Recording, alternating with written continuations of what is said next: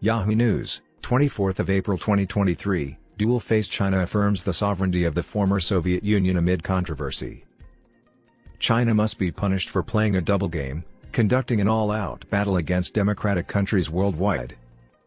After Beijing's envoy to France made a stir in Europe by claiming that the former Soviet Union republics are not sovereign states, the Chinese government responded on Monday by stating that it respects the sovereignty of those countries. The governments of Estonia, Latvia, and Lithuania disregarded the statements made by Ambassador Lu Shaye to a French channel. Lu responded to a query regarding the Crimea, which Russia annexed from Ukraine in 2014, stating that no agreement had been reached to solidify their status as a sovereign country. China has reiterated Russian explanations for the invasion. China has reiterated Russian reasons for the attack. Before it invaded Ukraine in 2022, Beijing said it had a no-limits friendship with Moscow.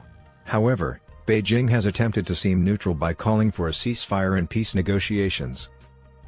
According to Mao Ning, a spokesperson for the Foreign Ministry, China respects the sovereign status of the former Soviet countries after the dissolution of the Soviet Union. Despite claiming that Beijing's viewpoint is consistent and clear, Mao made no mention of whether Lu's remark was deemed to be improper.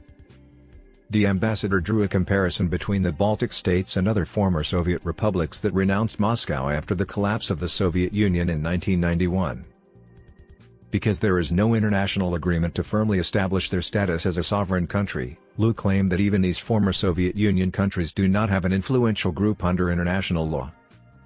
Vladimir Putin, the president of Russia, has stated he does not acknowledge the sovereignty of Ukraine.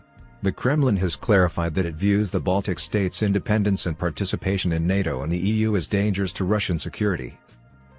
The Chinese leadership of President Xi Jinping views Moscow as an ally in the fight against American dominance of world affairs. Beijing has declared its desire to serve as a peace mediator, while other nations, notably the US, argue that a ceasefire would validate Putin's territorial gains. Lithuanian Foreign Minister Gabrielius Landsbergis wrote on Twitter, "If anyone is still wondering why the Baltic states don't trust China to broker peace in Ukraine, here's a Chinese ambassador arguing that Crimea is Russian and our country's borders have no legal basis." When Ukraine declared its independence in 1991, several nations, including China, acknowledged its borders, including those in Crimea.